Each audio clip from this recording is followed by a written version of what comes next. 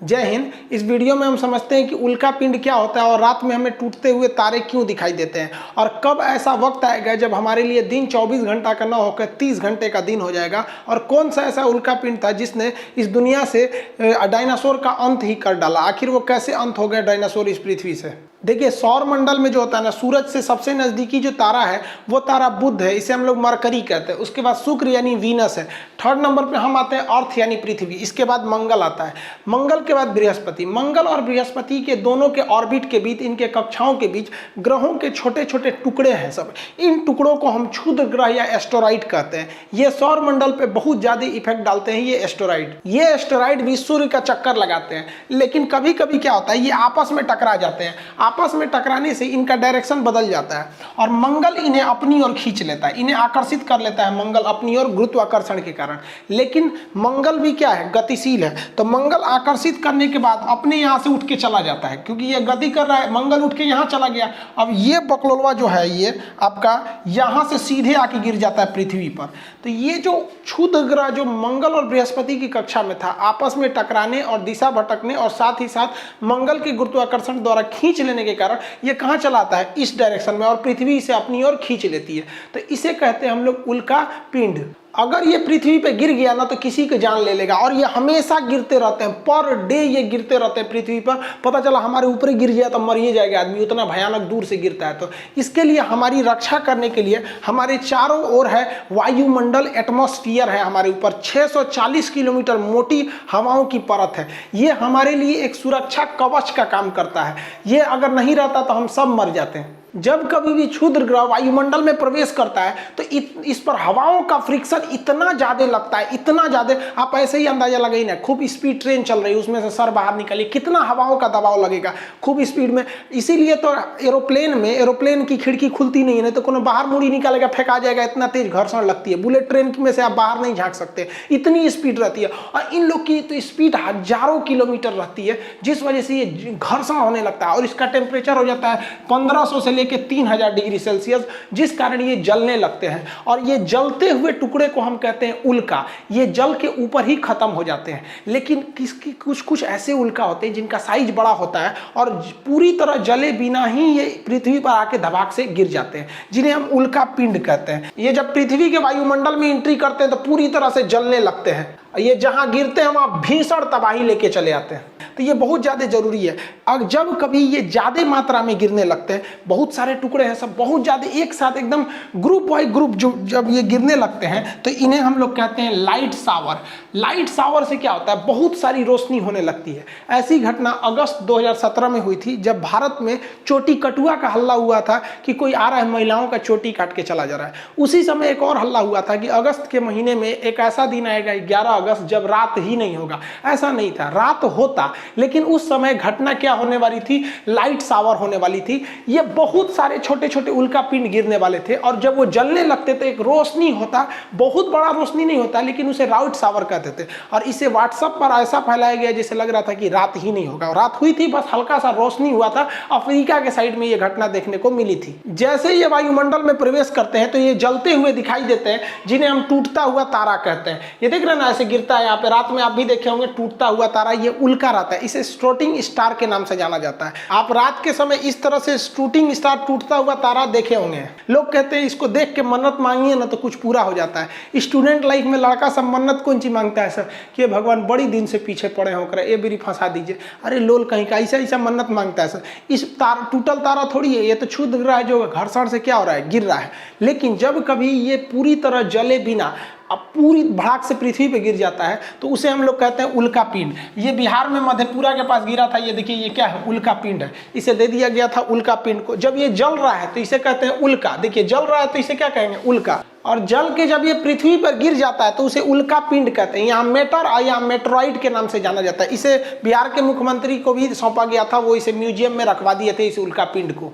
वर्तमान समय में जिस पृथ्वी पर हम रह रहे हैं उस पर कभी डायनासोरों का राज था। अगर वो नहीं मरते तो हमारे जीने के लायक पृथ्वी नहीं होती। तो आज पृथ्वी हमारे जीने के लायक है इसी उल्का पिंड के कारण है। इसका नाम था इजिप्टा। ये बहुत ही दूर से आ रहा था। ये इजिप्टा मंगल और बृहस्पति की कक्षा में था और आपस में टकराने से इसका डायरेक्शन बदला, मंगल खींच के आगे चला गया और ये सीधे आके गिरा था पृथ्वी के ऊपर। आप यहाँ देखेंगे तो ये उल्का पिंड आ रहा है, यहाँ पे गिरेगा तो इसके कई टुकड़े इधर हवा में बिखरेंगे और पूरे पृथ्वी पर ये भूचाल ला के रख देगा ये उल्का पिंड। ऐसी ही घटना हुई थी जब डायनासोर खत्म हुए थे, ये हवा में पूरा फैल गया था। ये आज से लगभग 6 करोड़ साल पहले ये इजिप्टा नामक इतना बड़ा उल्का पिंड गिरा और इसने पूरे पृथ्वी का स्वरूप ही बदल दिया। ये वर्तमान मैक्सिको के पास गिरा था। जो मैक्सिको जो देख रहे हैं यहाँ पर, ये मैक्सिको की खाड़ी के पास वर्तमान समय में गिरा था और पूरी तरह से तबाही ला दिया था। यह जैसे ये पृथ्वी पर गिरा इतना बड़ा था कि ये जल के खत्म ही नहीं हुआ। इसका लगभग 10 गुना, जितना दिख रहा है इससे 10 गुना बड़ा था, लेकिन कुछ भाग तो जल के खत्म हो गए थे। जैसे ये गिरा बहुत बड़ा धमाका हुआ। इतना बड़ा धमाका था कि यह धमाका लगभग 20 हाइड्रोजन बम के बराबर था। सोचिए, एटम बम नहीं, हाइड्रोजन बम के बराबर यह धमाका था। और इस धमाके के कारण पृथ्वी का जो ऊपरी परत था वो विस्फोट करके उड़ गया। अब आप बताइए, कोई बिल्डिंग उड़ती है तो उसके तो ईंट पत्थर पूरे स्टोन भी बिखर जाते हैं और इसके पत्थर वगैरह हवा में उड़ गए। और जब ये हवा में उड़े तो जब वापस आए तो वो इतनी स्पीड में आए, उसका टेम्परेचर इतना ज्यादा हो गया था कि जो उड़ने वाले डायनासोर थे उनको तो वो हवा में ही मार दिया। और यहाँ का टेम्परेचर हो गया 200 डिग्री सेल्सियस। और इस एरिया के जितने डायनासोर थे, यहाँ के एरिया के, वो सारे डायनासोर मारे गए। लेकिन ये तबाही का केवल एक ट्रेलर था, असली तबाही तो इसके बाद शुरू हुई। इतना भीषण धमाका के बाद लगभग 10 तीव्रता का पृथ्वी पर भूकंप आया दूसरे साइड में, और पृथ्वी के इतिहास में ये अब तक का सबसे भीषण भूकंप था। इतना भयानक भूकंप से पृथ्वी पर चहल पहल, जितनी भी बड़े बड़े जीव जंतु थे ये भूकंप के शिकार हुए और दब के मर गए। और आपको पता है, हम भूकंप चैप्टर भी पढ़ा दिए हैं। भूकंप जब समुद्र के पास आता है तो वो ले लेता है सुनामी का रूप, और ये समुद्र के पास ही आया हुआ था, मैक्सिको की खाड़ी में गिरा हुआ था, जिस वजह से यहाँ भीषण भूकंप के साथ साथ सुनामी भी आ गई। और सुनामी की लहरें जो आई पूरे समुद्र का पानी उठा के ले आके पटक दी और भीषण भूकंप आया। जितने डायनासोर थे सारे के सारे डायनासोर मारे गए और पृथ्वी के अंदर का जितने ज्वालामुखी थे वो विस्फोट करके उसमें से जहरीली गैसें निकलने लगी, रेडिएशन निकलने लगा, जिस वजह से जितने जीव जंतु थे उस वक्त के मारे गए थे। सारे के सारे जीव जंतु इन सारी घटनाओं का शिकार होकर मर गए।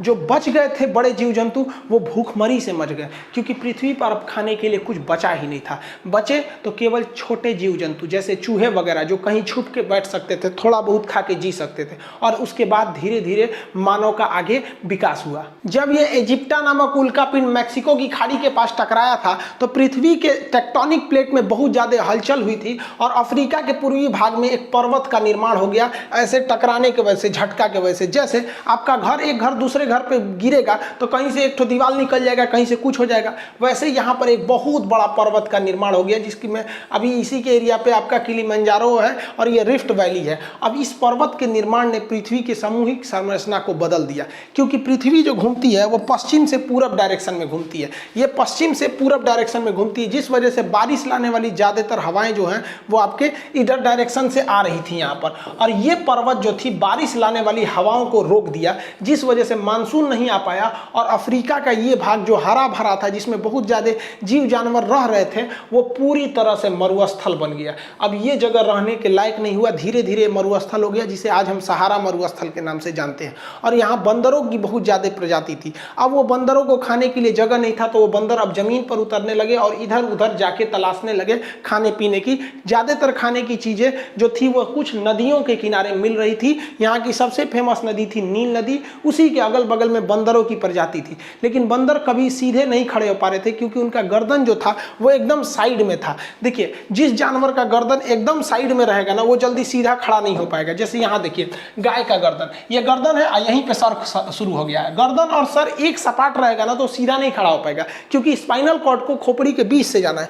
कुत्ता का देखिए, गर्दन और सर एक साथ में है। पहले मानव का भी एक ही साथ था। यहाँ देखिए, धीरे धीरे मानव का गर्दन धंसने लगा, और जब ये मानव का गर्दन धंसने लगा तो ये मानव सीधा खड़ा होने लगा, क्योंकि गर्दन हमारे बीच में में होना चाहिए, तभी सीधा खड़ा हो सकते हैं। अगर गर्दन साइड में रहेगा ना तो हम सीधा नहीं खड़ा हो पाएंगे, और जिनका गर्दन बीच में रहता है वही सीधे खड़े हो पाते हैं। इसीलिए हम लोग को तकिया लगाने की जरूरत पड़ती है। तो मानव धीरे धीरे खड़ा होना चालू हो गया, इसीलिए अफ्रीका महाद्वीप को मानव जाति का पालना कहा जाता है। ये क्वेश्चन पूछा हुआ है कि क्रेडल ऑफ द मैनकाइंड यानी मानव जाति का झूला यानी पालना किसे कहते हैं, तो अफ्रीका को कहते हैं, क्योंकि यहीं से मानव की प्रजाति की शुरुआत हुई थी। बंदर कपी से हम लोग आज जाके हम लोग होमोसेपियन यानी मानव का वर्तमान रूप लिए हैं। लेकिन अपने टॉपिक पर चलते हैं, उल्का पिंड पर। इन उल्का पिंडों ने तो पूरे पृथ्वी से डायनासोर का सफाया कर दिया था, लेकिन ऐसा नहीं है कि ये उल्का पिंड केवल पृथ्वी पर असर डालते हैं, अन्य ग्रहों पर भी असर डालते हैं। तो इन उल्का पिंड का थोड़ा अन्य ग्रहों पर देखते हैं क्या प्रभाव पड़ता है। देखिए, जो क्षुद्र ग्रह थे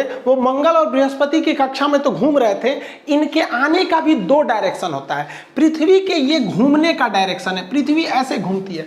अगर ये पृथ्वी के घूमने के डायरेक्शन में आ रहे हैं, यानी जिधर पृथ्वी घूम रही है उसी डायरेक्शन में आ रहे हैं, तो इन्हें मेटियोर यानी उल्का कहा जाता है। अब चूंकि ये पृथ्वी के डायरेक्शन में घूम रहे हैं, नदी के बहाव में चलेंगे तो आपका स्पीड ज्यादा रहेगा, इस वजह से इनका स्पीड भयानक रहता है। 72 किलोमीटर प्रति सेकंड की रफ्तार से ये पृथ्वी के वायुमंडल में घुसते हैं और जलने लगते हैं। तो याद रखिएगा, उल्का उसी को कहेंगे कि वैसा ही क्षुद्र ग्रह जो पृथ्वी के डायरेक्शन में एंट्री मारा है उसी को ही उल्का कहेंगे, और इसकी स्पीड बहुत तेज होती है। देखिए, वैसा क्षुद्र ग्रह जो आया तो है यहीं से, लेकिन ये पृथ्वी के डायरेक्शन के विपरीत दिशा में, देखिए ये ऐसे आ रहा है तो ये पृथ्वी के विपरीत दिशा में एंट्री मार रहा है। तो जो पृथ्वी के विपरीत दिशा में एंट्री मारता है उसे हम लोग उल्का नहीं कहते, उसे हम लोग कहते हैं बोलाइट। और बोलाइट का स्पीड कम हो जाता है क्योंकि ये अपोजिट डायरेक्शन से एंट्री मारा है। अब आप वीडियो को रोकिए और आंसर दीजिए कि ज्यादा चमकीला कौन दिखेगा, क्योंकि जैसे एंट्री मारेगा हवाओं के घर्षण से ये जलने लगेगा।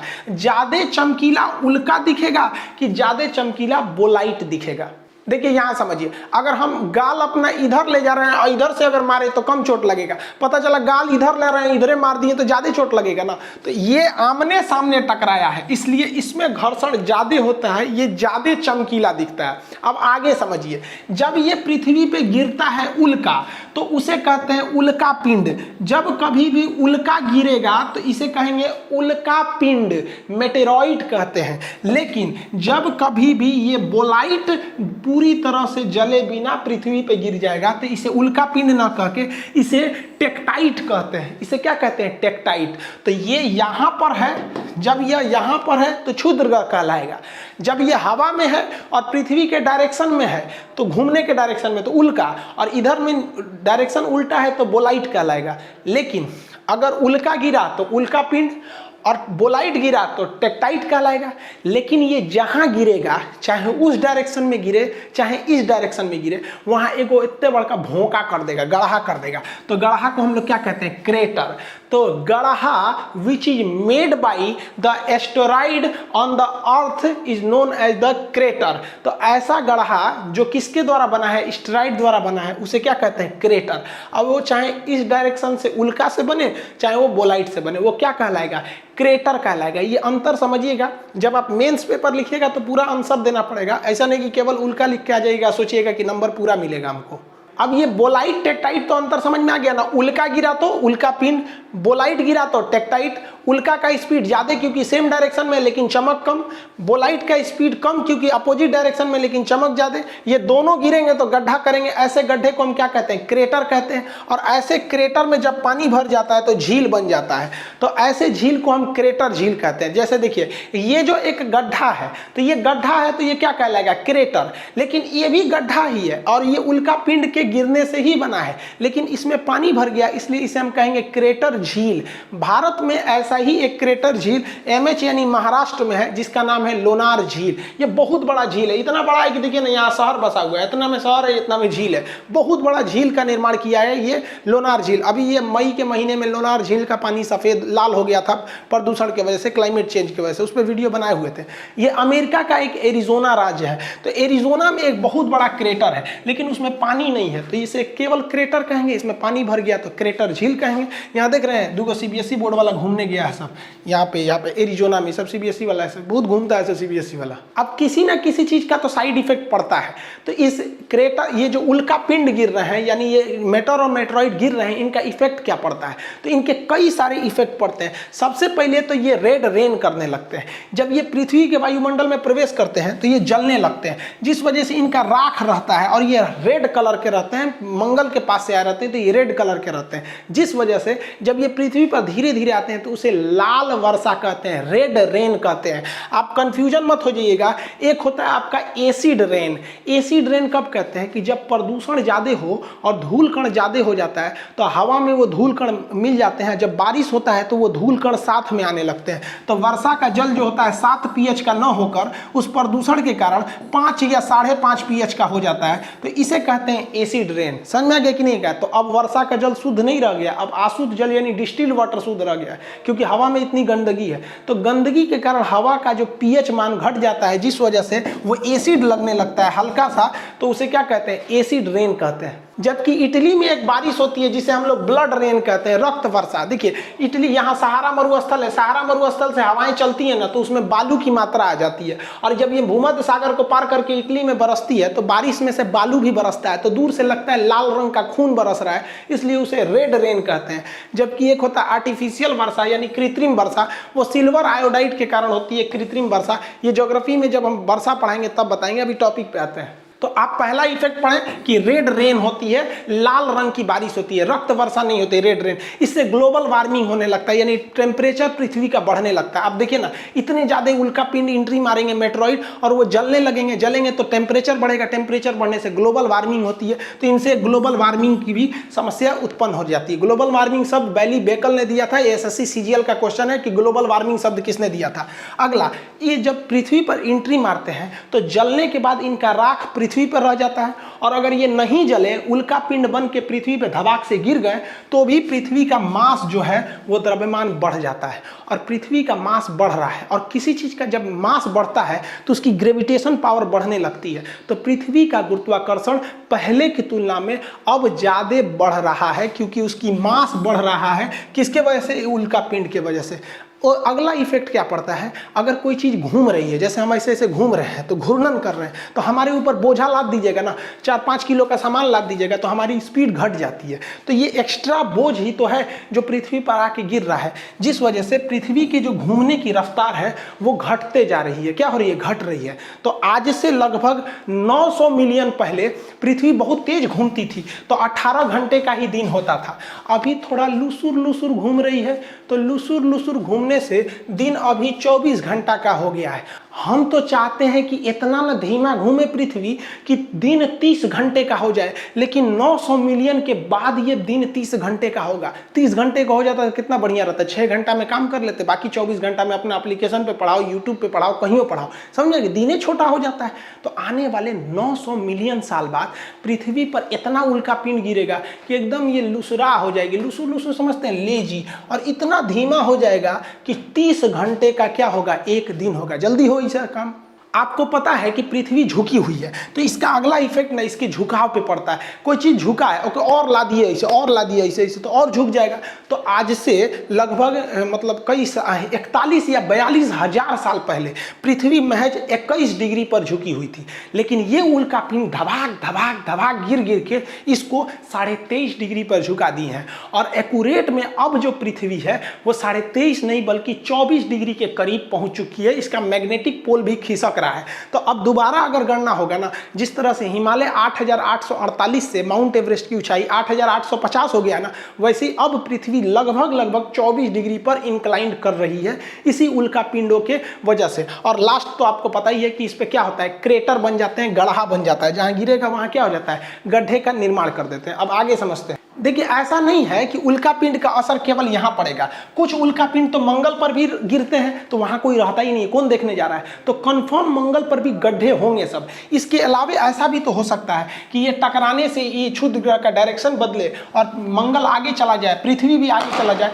तो ये जाके कहाँ गिरेगा, ये सीधे जाके गिरेगा किस पर, बुध ग्रह पर, मरकरी पे, और किस पर गिरेगा, शुक्र ग्रह यानी वीनस पर। अब आप एक क्वेश्चन बताइए, शुक्र और बुध और शुक्र दो ऐसे ग्रह हैं जिनके पास कोई भी सैटेलाइट यानी चंद्रमा यानी उपग्रह नहीं है, इनका उपग्रह कौन ले गया, आप कमेंट करके आंसर दीजिएगा वीडियो रोककर। देखिए इनके जो उपग्रह थे वो साइज में बहुत छोटे थे, ग्रह तो बड़े होते हैं, उपग्रह यानी सैटेलाइट छोटे होते हैं, और ये सूर्य के बहुत ज्यादा करीब थे तो सूर्य खींच के अपने में फूंक के जला दिया उसको, तो इसके पास भी उपग्रह थे, इसके पास भी उपग्रह थे, लेकिन उपग्रह बहुत छोटे थे इसलिए सूर्य खींच लिया, ये सब तनी बड़ बड़ है इसलिए नहीं खींच पा रहा है। अब आगे हम आपसे क्वेश्चन पूछते हैं कि यहां से ये क्षुद्र ग्रह उस पर जा रहे हैं, एस्टेरॉइड, ज्यादा गड्ढा किस पर बनेगा, बुध पर ज्यादा गड्ढा बनेगा कि शुक्र पर ज्यादा गड्ढा बनेगा। देखिए आप आंसर देंगे कि सर ये करीब है, इस पर धबाक से लगेगा, ज्यादा गड्ढा इस पर बनेगा, और दूर है ससुरा उस पर कम गड्ढा बनेगा। गलत है, देखिए बताते हैं इसका रीजन क्या है। देखिए ये ज्यादा गड्ढा बुध पर बनेगा